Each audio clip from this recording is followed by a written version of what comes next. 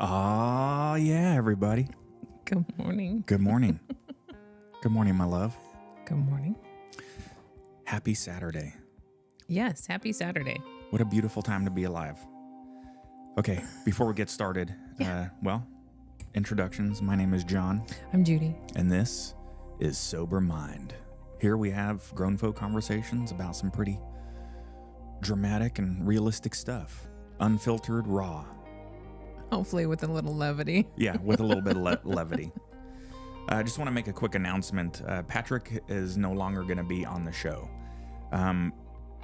We appreciate all of his contributions that he's made. Yes, very much so. We really, really appreciate that. So we wish him well in his future endeavors. So the format of our show is going to change just a little bit, and that is that Judy and I are going to go back to our basics on how we got the show started, and we're going to keep on rocking and rolling and taking care of our mental health. So, yeah, sorry. Gasp. I know, Denise. Hey, don't be driving around on your phone chatting in Discord. Yes, we're going to miss Patrick. Okay. All right, let's get going. Today's discussion is going to be about, hold on, let's clear the air here. I got my shoulder surgery done yesterday. Mm-hmm. And it was uneventful. The coolest... Uneventful? Well... Okay. Yeah. Well, I thought so. I mean, it was very cool in the sense that the anesthesiologist said, "All right, you're gonna be out in 15 seconds. There's no need to count down or anything like that." I was like, I'd highly doubt that. Then I remember blinking, just to blink my eyes. Then I opened my eyes and I was in recovery. I was like, what kind of time warp was this? So anyway, I have a nerve block in my shoulder. It's starting to wear off. That's why I have to wear this fancy bracelet for 96 hours in case His arm is like Gumby. Yeah, it's dead. It's very strange. It's like meeting a stranger. It's the only way I can describe it. It's very numb. Okay. You doing okay, love? Yeah. All right. Doing good. I'm doing good. Let's talk about gratitude. I am grateful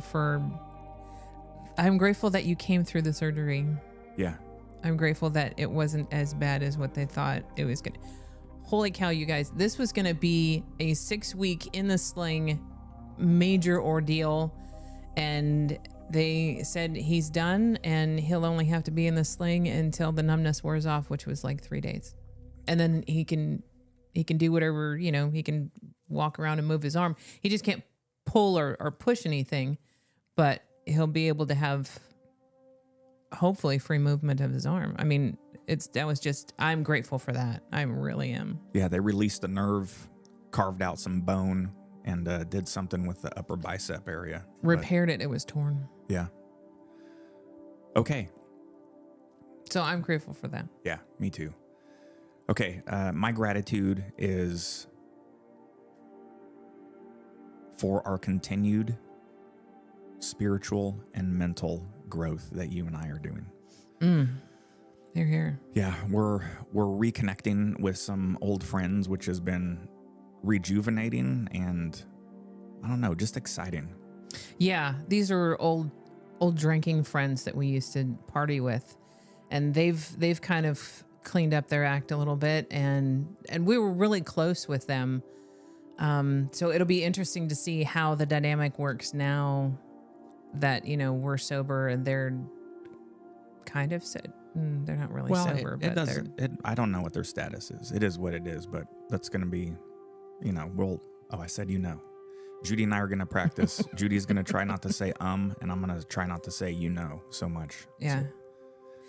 Well, it's going to be interesting in the dynamic of sitting down with people that we used to drink with and party with and get just shit-faced with, and not worry, but observe the interaction between us now. Is there going to be interaction? Are we going to be able to have a good time with them like we used to before, minus the alcohol?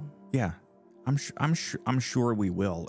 We just have to reestablish different A different bond? Well, no, it's not. It's not that. We have a really tight bond with them, which is really nice because they've really stuck with us. And while we've been sort of the absentee portion of this relationship the entire time, Which we kind of had to. I'm not going into anything with expectations, but just that I really miss them. I miss them a lot. We established a great relationship with them. Very much so. Well, now that we're talking about that, I'll jump right into it. This was kind of my segue of why we stopped drinking. We had a really good relationship. We drank a lot. Judy and I got to the point to where we just had to quit. I don't even remember driving home from their houses a lot of the time. I know. It was dangerous. It was very dangerous. It was very self-destructive what we were doing. They weren't the linchpin of our issue. Our issue was our issue. Mm-hmm. And as well as other friends that we would hang out with, we really, really over-imbibed. So the questions I got, we've got thousands of comments on our channel lately. Thousands. It's pretty cool. I share them with Judy all the time. In short, there's a lot of people that want to know more about how we quit drinking, why we quit drinking, and can we ever have maybe just one? So that's what this show's going to be about. We're going to No. Yeah. Answer to that is no. Spoiler alert, no. So we're going to jump right into that. Good morning, Maggie. Good morning, Lee. Good morning, Denise. Good morning, Odie. And Michelle. Yep. Thank you all for coming yeah. and tuning in with us again today. Big shout out to Cujo. He won his wrestling invitational. Yeah. He weighs about $150, and he decided to go take the whole bracket and wanted to take on a guy that was 275 pounds. He got roasted. Almost double his weight. Yeah. Good grief. But anyway. Good job, though, man. Yeah, congrats. That is awesome. So Judy and I've been a really heavy drinker for 30 years. Judy has been an occasional drinker, and then for the 20 years that we've known, 23 years that we've known each other. I was more than an occasional drinker. Yeah. I used to party with a huge group of friends and just get hammered. And luckily I would spend the night there most of the time because I couldn't drive myself home, but oh boy, there were some party times. Yeah. So the entire few decades that Judy and I have known each other, we've had our ups and downs with alcohol. And in the last, a good 9 to 10 years, it really got out of control. Yeah.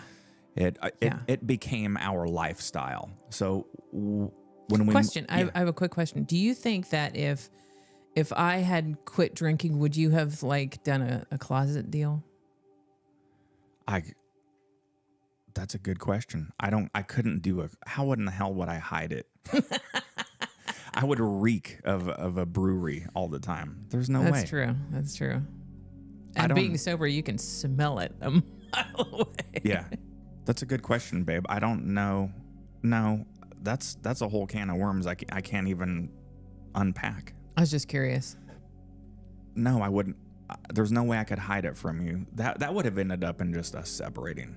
Yeah. Okay, let's back up a little bit. Because that's a good question. I think that's sort of the linchpin of our relationship. So how we quit drinking. There was a lot of questions about the physical portion and what happened. And I'll be very, very candid and very transparent about this. For the latter 2 years of my drinking adventures, I started to have a brain issue. I would have what I would equate to seizures in the shower. And petite seizures. Petite. They weren't huge. They were.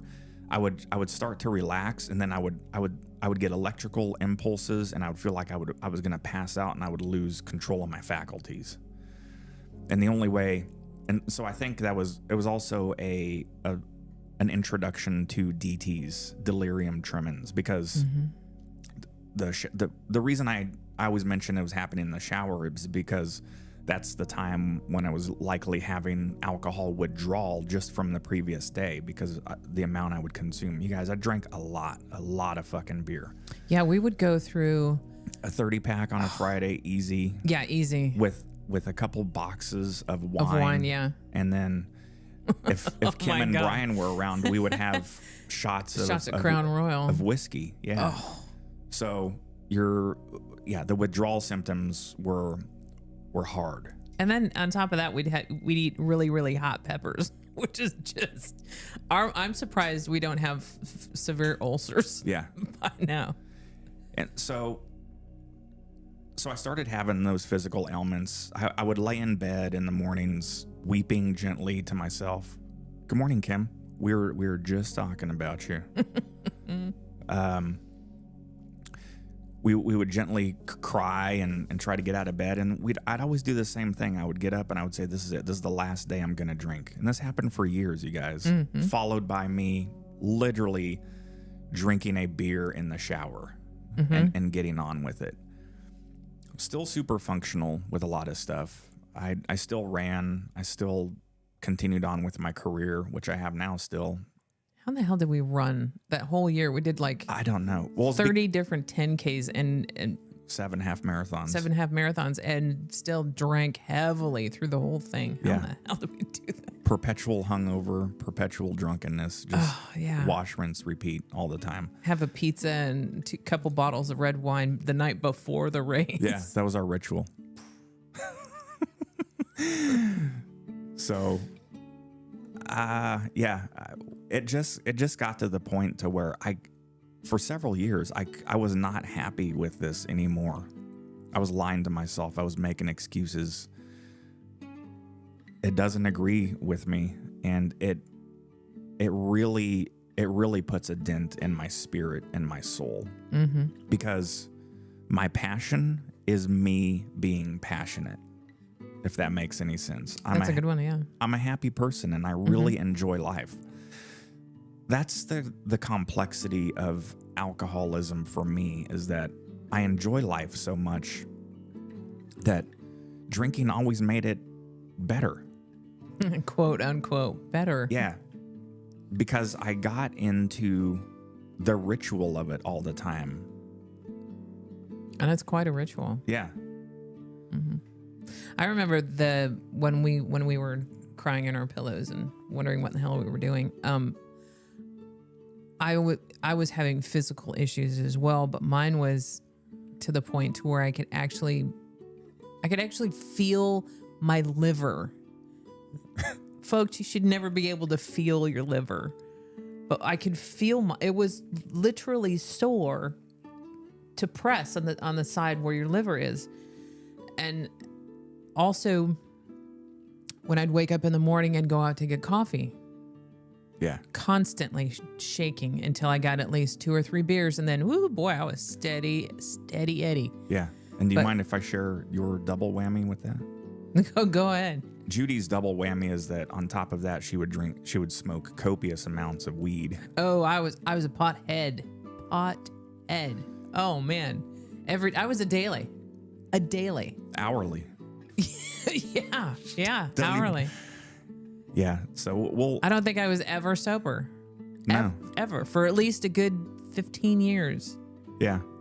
We used to have to make plans around trips and lunches and dinner and going to friends' house. We would have to do the calculus of what restaurant are we going to? Do they serve beer? We would turn down restaurants, you guys, if they didn't. If we knew they didn't serve alcohol, we just wouldn't go because we couldn't imagine going to a place that didn't serve alcohol. Are you crazy? It was very foreign. You have a restaurant, you don't serve alcohol? Strange. It was very fucking foreign to us. We missed some really good food, We missed a lot of good food. So, yeah, we got to that stage. And so circling way back to your question about if one of us were to get sober before the other, what would that have looked like? I don't know, babe. I could not handle it. I think you're right. I don't think we would have stayed together. It would have been just too much of a... That breaks my heart. I don't even really want to think about that. Oh, honey. Well, it's true though, I guess. Because I can't. So I don't think we could have. when we It's quit, really hard. It's really hard for a relationship for one person to go sober and the other one not. Oh, yeah. I mean, sobriety itself is a difficult journey. It's difficult. It's worth it, but it's a difficult journey. And then to sit there 24/7 and have your partner, the person that you love, continue drinking or smoking or doing whatever drug it is. Oh my goodness. I could not imagine the struggle of going through that. That is, so intense. yeah. And I experienced a little bit of it. So when we quit drinking For those 2 weeks. for the 2 weeks, Judy continued to ingest the devil's lettuce, the Satan's cigar, if you will. And Cigar.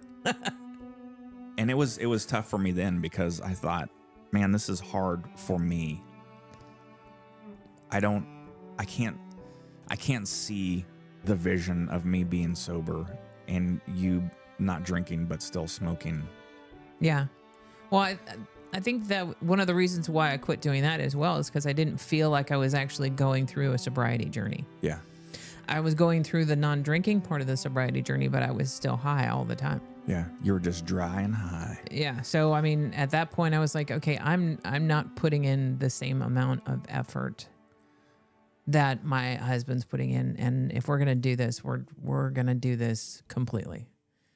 And so I gave all my pot away and all my implements away and threw away whatever nobody took. And that was it. Yeah. We had some super grateful neighbors. Yeah, some very grateful neighbors. So thank you for doing that. I really appreciate it. Yeah. Because going into this together was a true blessing. Be forewarned, though, it can go the other way sometimes, unfortunately, too. I've seen horror stories of couples getting sober and then they end up just breaking up because, well, just for reasons. I would think that most of the time that they got together under drunken areas or non-sober. Well, you and I did too, but that's true. But I don't know if it was. We were actually still pretty sober because you were driving truck when we got together, so you were sober. Yeah. Well, we didn't get into the drinking aspect until you stopped driving drunk. We didn't. Truck. So the real refreshing portion of our sobriety journey together was that we found that when we quit together, we really established a new relationship after being married for 20 years. Yeah. It's pretty nice. A stronger bond. There's a different level of honesty and transparency as well in our relationship. Yeah. We weren't devious or lying before. No. It was just unsaid stuff sometimes. Sorry to interrupt. Yeah. Omission. Oh, yeah. I think the perpetual state of taking the Fifth Amendment. Yeah. Yeah. Since we did the sobriety journey, the honesty is there because we have no real reason not to be honest now. Right. Yeah. Okay. So yeah, Michelle brings up a good point. I don't always like to talk about Michelle's and Guy's story because I have a dream one day, Michelle, that you and Guy will be physically here and you'll tell the entire story. It'll be like a 3-hour podcast for sure. Hopefully Christmas. Yeah, maybe. Yeah, have the whole family here. Okay. So how we quit. Judy and I read I was in my office. I just couldn't take it. I was hungover on a Monday morning. This was the last time in 1,000 times. And I walked into the bedroom and I said, hey, so I was flirting with it. This is the reason why we never quit during our relationship, because we were always scared to bring this up. This is a thing amongst relationships. Yeah. I was scared because I was scared. Fear's a big thing in sobriety. Fear is a huge thing in sobriety. Yeah. It's monumental. So I walked in, I said, hey, let's try. It was, I don't know. there was an event going on. I said, hey, let's try to do, let's try to drink on the weekends only. Yeah. Not during the weekdays. Let's not drink during the week. I love the bargains our brains try to make, Yeah. make us do. Let's not drink during the week, and we'll just drink on the weekends. Yeah. And Judy goes, oh, okay, that sounds great. Yeah. That sounds great. Well, I really wanted to just kind of back off, so that sounds great. The glint in your eye though was sort of I was like, oh, she's really interested in this, because you got excited about it. Ooh, she's receptive. Yeah. I wasn't flirting with this. I didn't know how to tackle this. I wanted to do this for myself and had a deep desire for my spouse to jump on board.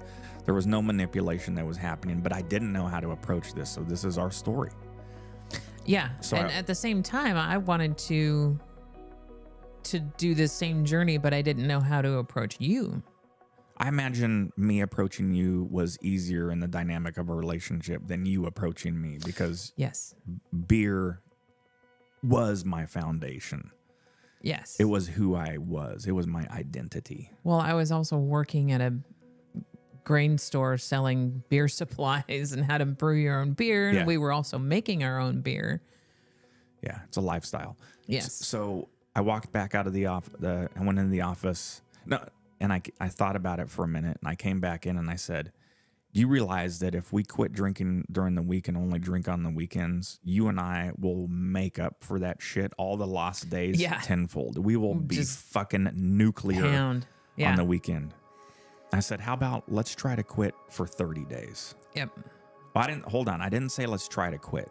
I said, I want to not drink for 30 days.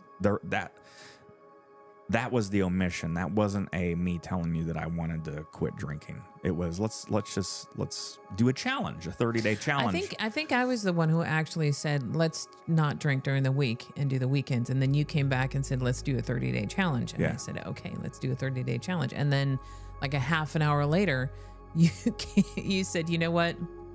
I think if I'm going to quit drinking for 30 days, I'm just going to quit drinking forever. And oh man, how did you feel? I was scared. I was nervous. I was afraid. I mean, just all of the emotions all at once. I was worried about losing friends. I was worried about not being able to experience the same environment. I was afraid that if I didn't have alcohol around, I wouldn't be able to be the so-called happy person that I thought I was. I was afraid that something I wanted was being taken away from me. Yeah. There was just a lot of fear. So that first initial response that you got from me was straight up fear. And then after I thought about it and gave it a little thought, I came back with, okay, let's do this. And we did. Yeah. Haven't looked back. No. Well, we look back. Well, on we've it had cravings. Oh boy. In the beginning, for sure. Oh, I still have cravings. But they're so fleeting, and I just play the tape forward and realize that I don't want to deal with the hangover the next day. So yeah. And for those of you that don't know what we're saying with play the tape forward, yeah, Lee, the fear of deprivation for all that. Yeah, absolutely. Mm-hmm. Yeah. So the playing it forward is the cravings aren't a physical manifestation for me. Like when I quit nicotine, that was oh my God. Or when I quit smoking pot. Yeah. Yeah. You had it rough. But I started to figure out that it was more ritual based. I was building a shed in the back. It was summertime after I quit. And it was ritual. I got done. I came up. I needed a beer. Cold beer. A cold beer in my hand, and I needed to chug it. Just because that's what I always did. And then of course that's that reward. Yeah. The reward that I had been thinking about for the last 3 hours prior to leading up to that. Yeah. So that was the first prideless moment that I had with Judy. I said, I'm really craving a fucking beer right now. And she said, have a seltzer water. And so I cracked open a seltzer water, and it was just the effervescence and the coldness of it that really I was like, oh, okay, oh, this feels nice. This is That good. helped. Yeah, that helped. And so it was getting rid of those rituals that we always had. Yeah. And The first warm day in spring. You want a nice cold glass of wine. Yeah. White wine. Sit out on the front porch and Yep. Mm-hmm. So we have to play the tape forward, as Judy was saying. We never have a glass of cold wine. No. Or a beer. It never stops at one. Those are the beautiful moments. That first one. That is that's what. Or the anticipation of that. The lead up to. But that's where Judy and I and other alcoholics, we don't have that capacity. That's why we can never ever drink again. We can't have one because that one will turn into several boxes or bottles of wine, and it will lead to this manifestation of the depression that happens overnight. And then we wake up and we're stuck in this bottomless pit of what the fuck did I do again? Yeah. And now I think that right now would be the biggest killer for me is how much I would self-loathe. Oh yeah. Because I had given in to that need or want. Yeah. Proud of you. Proud of you. I love you so much. I love you too. Okay, so I jumped on the internet and I found a book called The Easy Way to Quit Drinking by Alan Carr, C-A-R-R. Okay, so you may think that this is a joke, that this is an easy way to quit drinking. Give me a break. But really, it was some of the things in there I had full on aha light bulb moments. One of the sayings that I loved and it made perfect sense to me is that think of it as I'm bummed because I don't get to drink anymore. I'm happy because I don't have to drink anymore. Yeah. And that was just a light bulb moment for me. Those are the big ones that helped me. So we still do it now. We'll wake up in the morning and we'll roll over and look at each other and we'll say, isn't it awesome that we don't have to be hungover anymore? Yeah. I don't have to drink. Yeah. It's 5:00. The birds are chirping. The sun's coming out. We can look at the sunset. I don't feel absolutely miserable. Yeah. Man, babe, I'm pretty sure there was a couple times to where I'm pretty sure I had alcohol poisoning and I somehow got through it. Oh yeah. Yeah. Most definitely. Okay. So that's sort of the journey. I want to talk about, I don't have a ton of regrets with anything that we did. I wish I could do something a little bit different. And this is the first time I'm telling you about it. That's why I pinged Kim and Brian this morning. Our dear friends, what we did was we made this decision to quit drinking, and we just, like 3 days later, we texted them and said, hey, we haven't drank in 3 days. And then a couple days later, we texted and we said, we haven't drank in a week. And then things got a little bit strange because I was very self-absorbed in my own journey because I know that I had to do this, but I didn't know how to dissect the relationship portion of this either. What I wish I would have done, so if you're going through this and you have friends that drink or you have whatever kind of relationship you have, what I wish I would have done is I would have liked to got together with Kim and Brian and said, hey, Judy and I, we're going to quit drinking. We have a huge problem with alcohol. We can't moderate it one iota. We just can't do it. And it's really fucking up our soul and our overall well-being. And it's causing John to manifest a bunch of mental health issues that we're going through. So we don't have the expectation, Kim and Brian, that you're going to quit drinking, but how can we still cultivate a relationship and be friends while we go through this? Yeah. So yeah, because we were spending almost every weekend together with Brian and Kim. Yeah, and I miss them tremendously. So it's why I'm glad that we're able to finally start to re-bloom that relationship. But yes, that's it. I think that was very selfish and very unfair from our perspective to just loosely fucking throw that out there.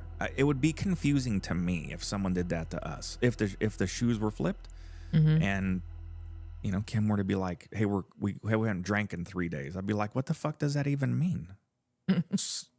And then a week later, like, you're still okay. Well, fuck, are we supposed to quit drinking? Talked, us friends, we should have talked. Yes. But this is also something that we had to learn going through our journey as well, because this was a first for us. I didn't know how to react with my other friends who were still drinking. I had no idea. I didn't know if I was supposed to keep. It would have been hard to keep going out with people who were still drinking and still, getting drunk and having a good time, or their good time.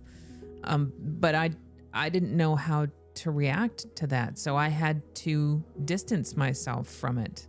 Especially in the beginning, I had to distance myself because I would have gone right back into the same drunken circle. Yeah. Yeah. So that's a tough conversation, I guess, to unpack with your friends too. Mm-hmm. And that is, we need your support. I know this is, but we need to stay away. Yeah. I want your support, but we really have to stay away from you for a while. Yeah. Luckily, they've been so patient. Yes, they've been very patient with us and stuck with us for literally 2.5 years. Yes. And we're finally 2.5 years later, we're finally being able to reconnect and go out to a dinner. And yeah, Kim is typing us. Thank you, Kim. We will look forward to it. Okay. That's our journey. That's how we quit. Yeah. That was, I mean, we're still on the journey because it's, I think, going to be a constant thing. Not so much not wanting to drink or fighting that urge to drink, but being more mindful and being more aware of ourselves and what we can take and what we can't take. I mean, it's, we're constantly growing as human beings. And so this is going to be a constant thing for us. Yeah. It's been inspirational too, watching Guy's journey. He just hit 10 years of sobriety, and my brother-in-law, he's fantastic. Yeah. It's not something I ever would have said he would succeed in. And I did say that out loud. Yeah. I was like, there ain't no fucking way it's going to happen. No, he was very close friends with Jack Daniels. Yeah. That was another. He's doing fantastic. Yeah, and just amazing. On the flip side, well, kind of on the same side. Sorry to interrupt. It was interesting for me to, and I'm still doing it. We have a geographical disadvantage because he lives on the other side of the country, but I never really knew Guy when he was sober. I knew him as the hardcore drunk guy. So yeah. Whenever we get together and we chat and stuff, it's really nice to reconnect, both of us being sober. Mm-hmm. And I didn't make an attempt to establish a relationship with him when I was drinking either, because while he was sober. Yeah, because I was scared. It's the weird. Fear is a very elemental response to sobriety and during the sobriety journey. Yeah. I was afraid also that I wouldn't be able to do it. Luckily, I had you doing it with me, which made it much easier for me. I had more trouble with quitting marijuana than I did with drinking, although I did have trouble with drinking too, especially because it is so much in your face as far as watching TV and in walking around in society. It is everywhere and it is accepted as a normal thing. So that being the case, it was much harder to deal with the alcohol issue of it than the marijuana issue of it, because it's not always in your face. It's not, we don't see commercials on TV for it. Yeah. And some of those commercials on TV are ridiculous. Yeah. Alcohol commercials are nuts. You will not be special unless you drink this. That's right. Drink this and you'll be the life of the party. So, Well, yeah, you'll be the butt of the party at the end of the party. yeah. But So what were your firsts that you had anxiety about? oh gosh. You want me to start? Yeah. I was anxious about all of the first holidays that I would have to go through sober because those were so ritualistic for me. Right at that time was Labor Day weekend. We got sober right before that. That was a huge drinking weekend for me. So it was, Well, for both of us, we used to party hardy. because it's my birthday weekend, it's our anniversary weekend, and it's Labor Day, and we always celebrated that stuff on Labor Day, and we would just get fucking tanked. Well, and then we had the fall festival. Yep, the Fall Fest at our house where we'd always smoke barbecued meats and brew beer and have everyone over, and that just can't happen if you're sober. There's no way to fake that one for us, No, so that had to go away, and then which was a bummer. We may do it with, later on, but yeah, perhaps it's a lot of fucking work if you're not sober, if you're not drunk. It's too much. And the other one right after that for me was Veterans Day, yeah. because that is my very special holiday for myself, and I used to use that as an excuse to just go off into wasteland drunkenness. I didn't need an excuse, but I would use those events as an additional layer of something that would give me, like, I'm allowed to do it. So this is an actual guilt-free. It is still. I'm still amazed at what our brains will contrive. What excuses our brains will give us to drink just as much as we can. Yeah, because you and I were both on the same sheet of music on that. We didn't understand how to enjoy those events just being sober. This is what's really difficult for me to articulate, is that how are we supposed to have fun anymore? This was 2.5 years ago. Yeah. Well, it was so linked to our sense of fun, or what we perceived as fun, that it was hard to separate the two. But I mean, we have fun now. Yeah. And we've been sober for 2.5 years. So. Yeah, we have a lot of fun. So for me, and I think for a lot of alcoholics, let's break down the sociology behind it real quick. Before we would go to an event, where that's a party or someone's house or a restaurant to meet someone, we would pre-drink, which is just it's not a conscious thing. You're like, oh, I need to get a little hammered before I go over to Kim and Brian's house. That's not what it is. But we would have a couple drinks before we go over there, and I would get high before we go over there. Yeah, because what are we doing? We're removing a social anxiety before we go engage with the social event.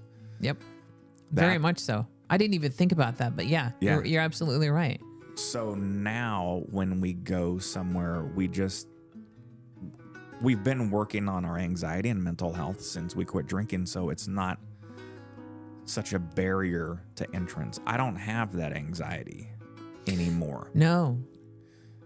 So I can go do those things and just be with my thoughts and be in the moment and enjoying people's company without me having to be disconnected from it drunkenly. And we're at this point to where if we're not enjoying ourselves, we just leave.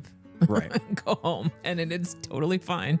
Yeah. The one thing that I have a difficult time with, I know there are some recovering alcoholics that I think Guy does this very well. It doesn't matter if he's somewhere and there's people that are drinking and drunk. It doesn't matter. I don't know. But I have a really hard time with that. I don't like seeing people inebriated. So I gotta figure that out. Yeah, I don't mind being around people who are drinking now. I mean, that doesn't bother me now. But once someone starts slurring their words, but yeah, when they start to get drunk, I'm like repeating okay. themselves. It's like I'm out of here. Yeah, now we have completely left our plane of consciousness that we were sort of able to meet on. Yeah. Yeah. Hopefully somebody takes care of that person, but I gotta go. Yeah. Yeah. Good morning, Marcus. Hey, Marcus.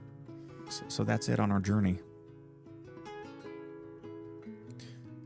Yeah, Lee, you're absolutely right. Now it's all about emotional sobriety. Yeah. Yeah. That I remember one of the gems that Patrick said. The first year is physical, second year is emotional, and third year is spiritual. So dealing with the emotional part of it, I think that's what we've been doing this year is dealing with well, last year was kind of the emotional. So I think right now we're pretty much set to where we can deal with these things and not have to get all sketchy and weird about them. Yeah, I'm much more comfortable in my own skin, being able to navigate this stuff now. Yes, very much so. And I think that's why now I'm having this longing. This is why Kim and Brian waited for us. Maybe they had some forlorn shadowing of knowing that we would come around, is because now I'm ready for it. Yeah.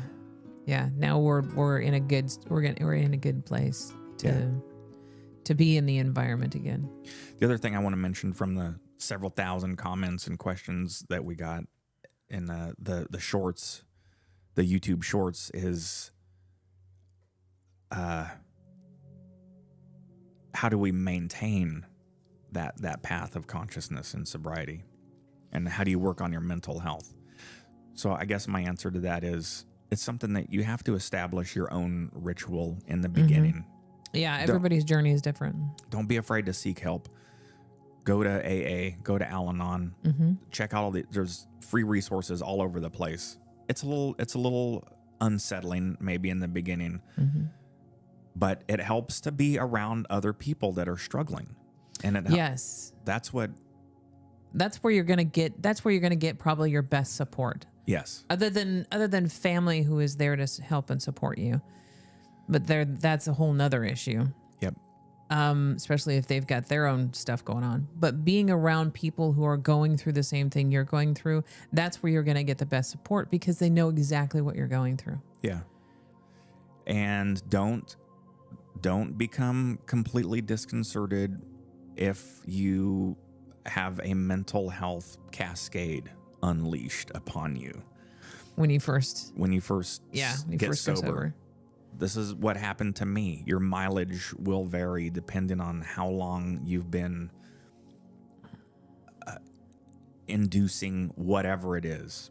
Hardcore drugs, alcohol. It all depends. So it also depends on the amount of trauma that you went through that you are trying to mask by doing these other things. Yeah. Because if there's a lot of trauma there's a lot of stuff to go through. You can go through it and you can deal with it, but it's going to be, you're going to have to face it. You're going to have to look at it. Yep.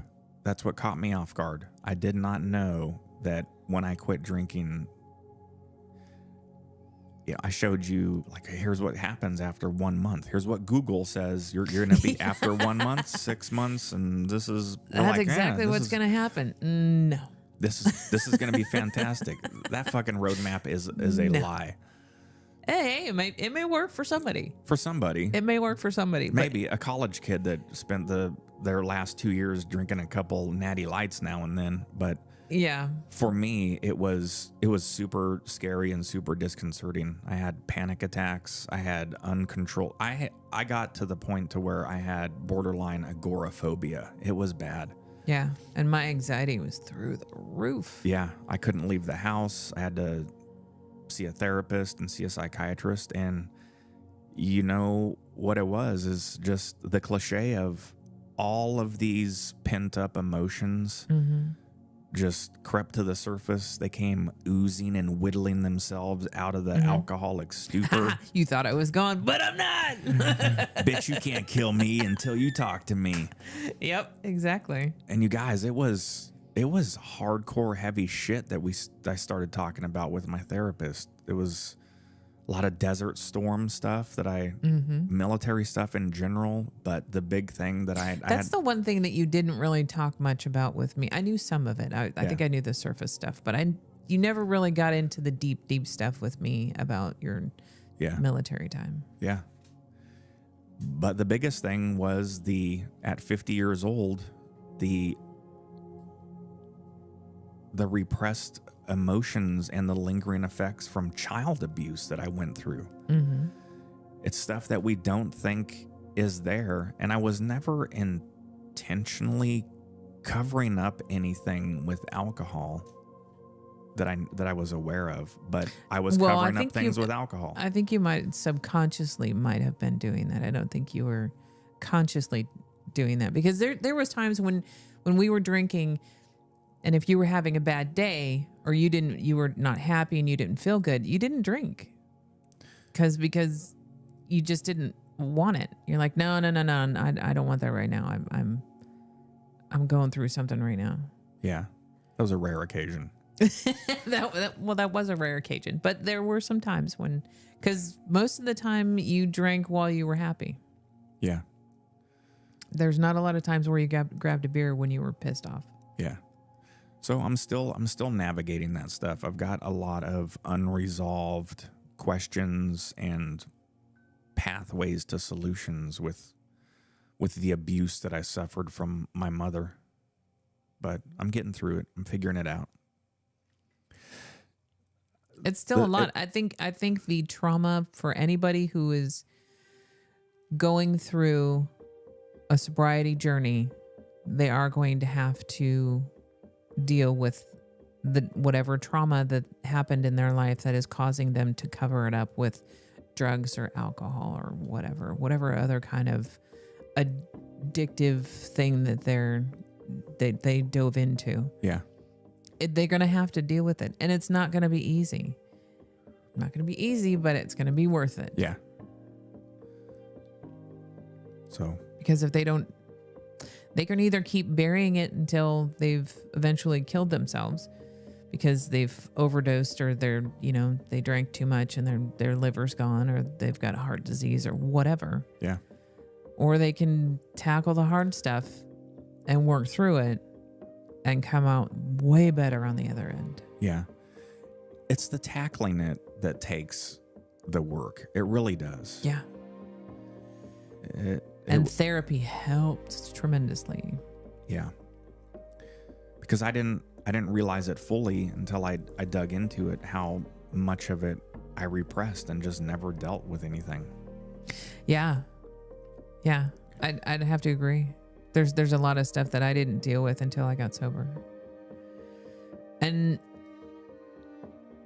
I had to look it square in the face and then say, okay, I'm going to release this now because it's not doing me any good to hold on to it.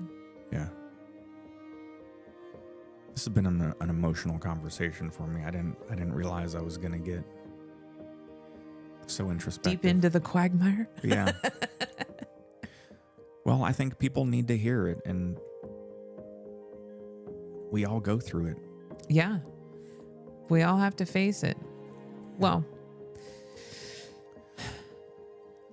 we don't have to face it, but it's really good for our lives if we do and deal with it. It is. This is going to sound super preachy, and I don't mean it to be, but preach on. For those that struggle with dependence, drugs or alcohol,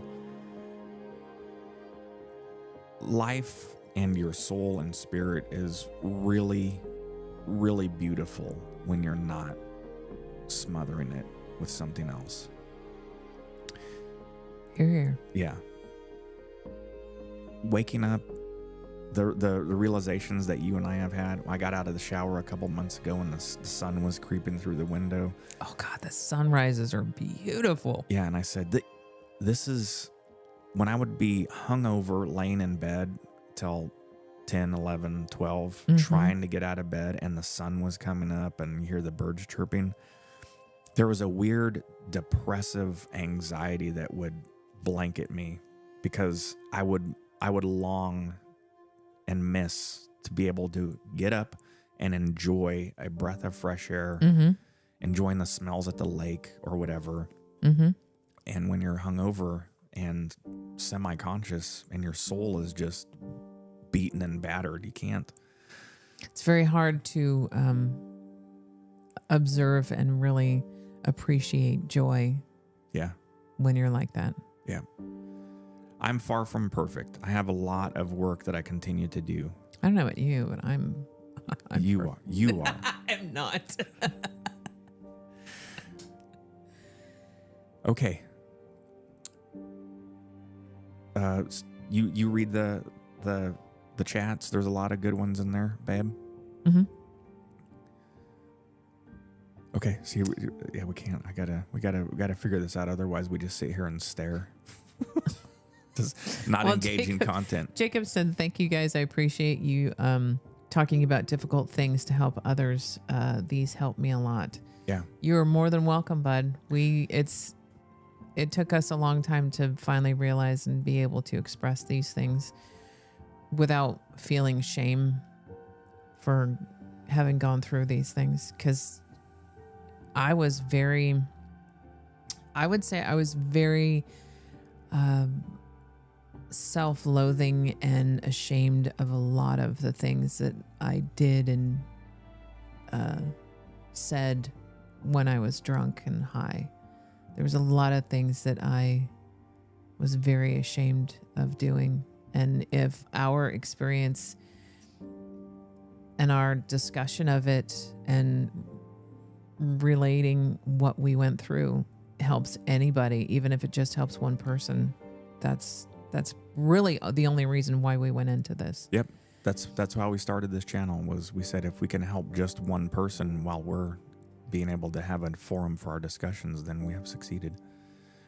And Brian, thank you so much. Okay. Let's wrap it up. Do you have anything else you want to share? I got nothing. I'm emotionally tapped out, and I want to go eat. My shoulder is, I think some of the numbness is wearing off. We were wondering when that was going to, we were hoping it wasn't going to hit right in the middle of the show. Yeah. I just want to say when we were talking about the How to Quit Drinking, The Easy Way to Quit Drinking by Alan Carr, that book helped me a lot. Oh, you said that was Sorry. your one. That I was was counting. No, I've said it before. Oh, you have? I'm trying not to. It's hard, huh? It's very hard. You know, like, you know. So that book really helped me a lot. It's a nice, easy read. It's not very big. It's not, I just hit it again. It's not Preachy. Yeah. It's just basic stuff. Kind of, some of it is scientific stuff. Yeah. So it kind of lays it all out in a nice, easy format. It's very nice to absorb.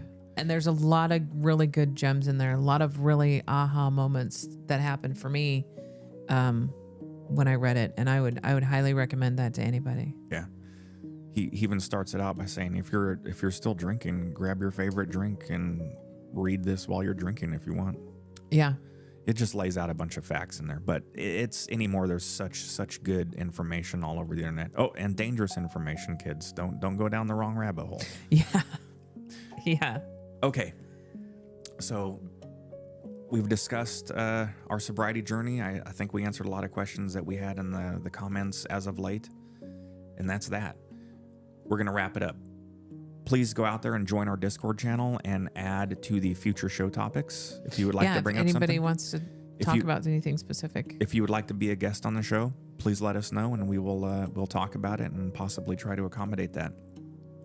In the meantime, stay tuned for our agenda that we're going to start proactively posting so that I would like to get a month-long calendar. So just 4 show topics in a row that we can always see so people can know what they want to do.